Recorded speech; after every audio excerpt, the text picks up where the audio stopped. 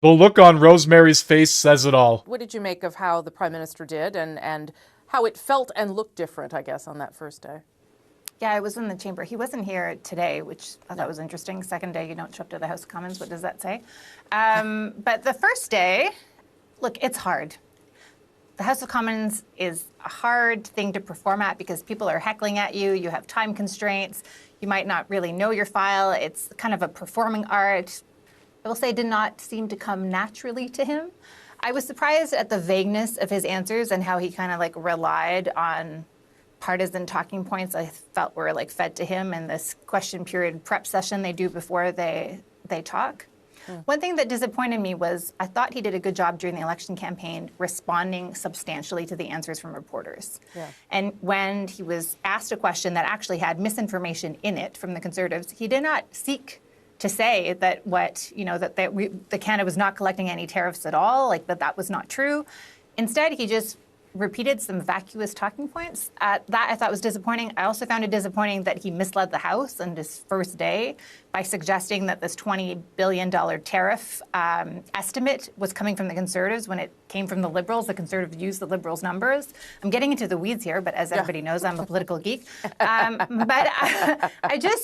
It made me reflect on how much does he value Parliament. And when you hear from MPs talk about the way he responds in caucus, he seems to feel like it's a barrier to moving quickly on the things that he wants to do.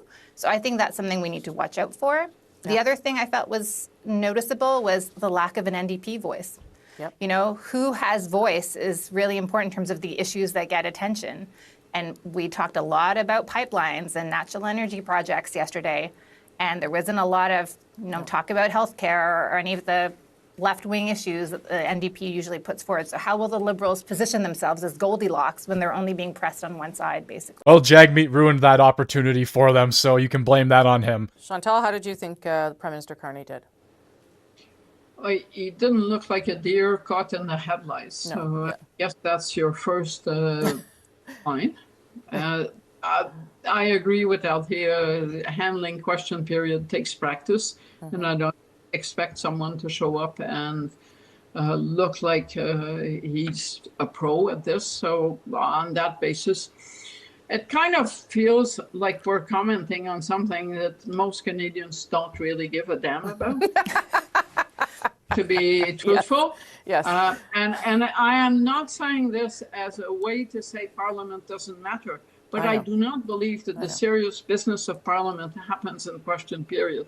So I will cast judgment on whether Mark Carney realizes that Parliament matters when I see legislation and the timeline on it versus the reality that we do want every party and the two houses to have a say in whatever major legislation comes forward. It is literally the time frame that the Conservatives have a spotlight and they can shine it directly on the Liberals. Accountability across the board for actions, decisions, and policies. The whole point is to ask questions to force the government to answer them and to be clear on what they are doing. On top of that, you get a lot of clips that circulate through the mainstream media or places like Twitter, Facebook, etc., YouTube, wherever. To sit here and say, it's just nothing. Question period doesn't matter. Oh, nobody gives a damn about question period. I just don't think that's true. Without question period, the only time we would see the MPs actually speak would be during controlled press conferences or interviews or the random little snippets we see of them on the street walking from one building to another. Most people don't watch House proceedings anyway, and a majority of people actually tune in for specifically question period. And Carney not showing up to question period says a lot about him, considering that would be a perfect time for him to lay out whatever plan or whatever he needs to say. That would be the perfect time slot to do so. Except he's now limiting the amount of time he spends in there. He's letting other ministers answer on behalf of him. He truly is worse than Trudeau in every aspect. At least Trudeau showed up to question period. At least Trudeau answered questions to some extent. During Friday's question period, the Liberal Energy Minister finally said the quiet part out loud. Mr. Speaker, Canada's energy sector and economy continues to be held back by Liberal anti-energy laws like the Industrial Carbon Tax and Bill C-69, which blocks all new energy infrastructure.